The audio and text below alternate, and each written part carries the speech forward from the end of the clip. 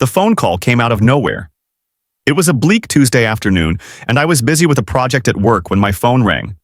The caller ID showed an unfamiliar number, but something compelled me to answer. The voice on the other end was calm, but carried a weight that made my heart sink. "Hello, this is Dr. Harris from the rehab center. Is this Michael?" I froze. I hadn't heard that name in years. Olivia. "Yes, this is Mike." "Is something wrong?" I asked, already fearing the worst. "I'm afraid I have some bad news. Your ex-wife, Olivia. She took a large number of pills last night and passed away," Dr. Harris said gently. My world tilted. The phone slipped from my hand, my vision blurring, my heart pounding in my chest. "I'm sorry," Dr. Harris continued. "We found a letter she wrote addressed to you. Would you like me to read it?" I could barely breathe, but I managed to mutter, "Please, read it to me." Dr. Harris cleared his throat. "Dear Mike, by the time you read this, I will be gone. I know I've caused you unimaginable pain and there's nothing I can do to undo the damage. I regret everything. The lies, the betrayal, the hurt. You didn't deserve any of it. You were a good husband, and I failed you in every way possible. I'm asking for your forgiveness, though I know I don't deserve it. Please find it in your heart to remember the good times we had, and not just the mistakes I made. I'm so sorry, Mike. Please find happiness. You deserve it more than anyone.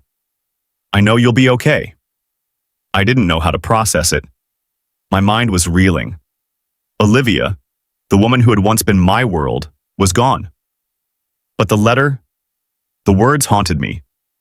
Regret, sorrow, and guilt washed over me like a tidal wave. I stared at my desk, numb, unable to move. Brenda, who had been with me through thick and thin, came over to my side. Without a word, she gently took the phone from my hand, ending the call with Dr. Harris. "Mike, what happened?"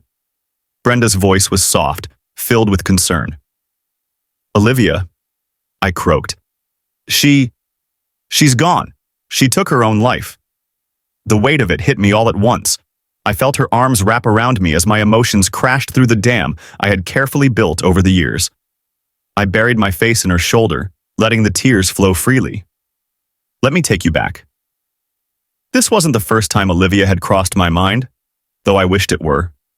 I had spent years trying to forget the woman I had once loved, trying to bury the pain of betrayal. Olivia had been my world once. I had married her, built a life with her, only for her to tear it all apart. When we first met, it was like something out of a dream. Olivia was smart, beautiful, and full of life. We clicked instantly, and I thought I had found someone who understood me like no one else ever had. But, as with many relationships, things weren't as perfect as they seemed. At first, everything went smoothly. We moved in together, talked about the future, about kids, a house, a life. But beneath the surface, things were starting to unravel. Olivia had always been a dreamer, but soon those dreams began to take on a darker tone. Bruce, her new lover, and my former brother-in-law seemed charming at first. He promised Olivia the world, told her everything she wanted to hear. At first, I thought he was the answer to everything that had gone wrong. Maybe he could help her find her way. But it wasn't long before Bruce's true colors began to show. Bruce was sinking deeper and deeper into debt, faster than he could borrow money to cover it. He had told Olivia he would take care of everything, but in reality, he was drowning in his own mess. When the furniture store he owned burned down, any chance of a stable life went up in flames. The insurance company refused to pay, suspecting arson. Bruce was left with nothing but mounting debts and legal troubles. Olivia tried to stick by him, just like she had with me. She believed his lies, his empty promises. But Bruce, the man she thought she loved, soon turned cruel. He blamed her for their misfortunes, accusing her of bringing bad luck. When he finally abandoned her, he left her with nothing but a pile of debt and a shattered spirit. Olivia was devastated. She had no money, no home, and no family willing to take her in. Her parents, disappointed and ashamed, refused to help. She was left to pick up the pieces alone.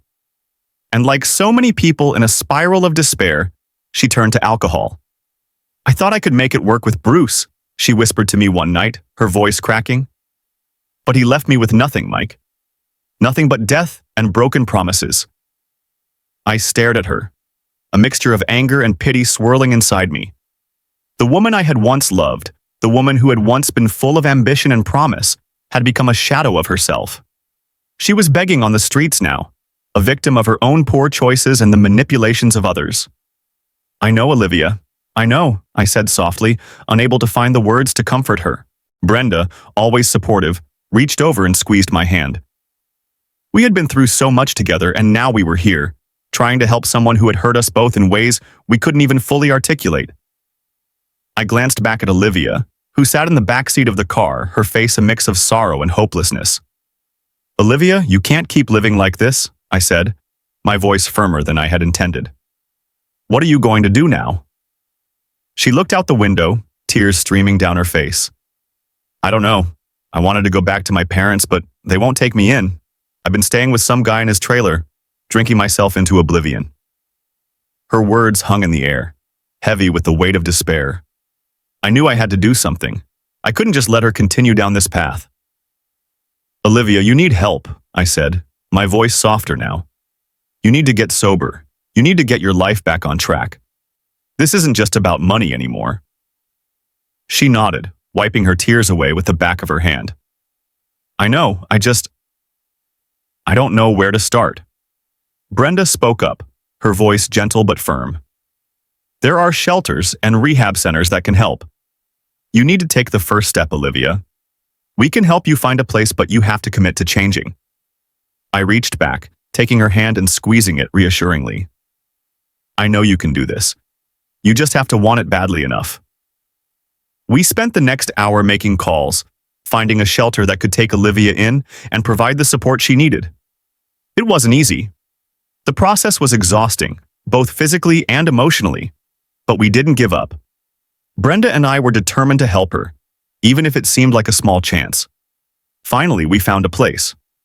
As I drove Olivia to the shelter, a sense of closure began to wash over me. This was the end of a chapter in my life, a painful but necessary part of moving on. Brenda held my hand, and for the first time in a long while, I felt a renewed sense of hope. When we arrived at the shelter, Olivia turned to me, her eyes filled with gratitude. Thank you, Mike, for everything. I'm so sorry for what happened between us. I nodded, unable to find the right words. Take care of yourself, Olivia. You deserve a second chance. She walked towards the shelter's entrance, her steps faltering as she glanced back at me one last time. Her face, once so full of life and ambition, was now etched with deep lines of regret and despair. Mike, she called out, her voice trembling. I really am sorry for everything. I took a deep breath, steeling myself for the moment. Sorry doesn't change what you did, Olivia. You made your choices, and now you're living with the consequences. Her eyes filled with tears, but she nodded, accepting my words.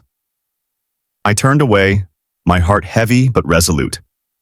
As Brenda and I drove off, I couldn't help but feel a twinge of satisfaction. Olivia's downfall was harsh, but it was self-inflicted. Are you okay? Brenda asked softly, her hand resting on my arm. I nodded, a small smile tugging at my lips. Yeah, I think I am. Thanks for being here with me. Brenda leaned over and kissed my cheek. Always, Mike. Always. The days that followed were a blur. I went back to work, tried to move forward, but Olivia's death hung over me like a dark cloud. It was like I couldn't escape her. Her final plea for forgiveness still echoed in my mind. Despite everything she had done, part of me still cared for her, and that's what hurt the most. Then that phone call came, the one that tore me apart. I had never expected to hear from her again, but Olivia had found her peace, her redemption, as she had asked me to remember her for the good times, not the mistakes. It was too late for her, but it wasn't too late for me. With Brenda by my side, I began to heal. And as I stood at Olivia's modest grave, whispering a final farewell, I realized that I had finally found the strength to let go.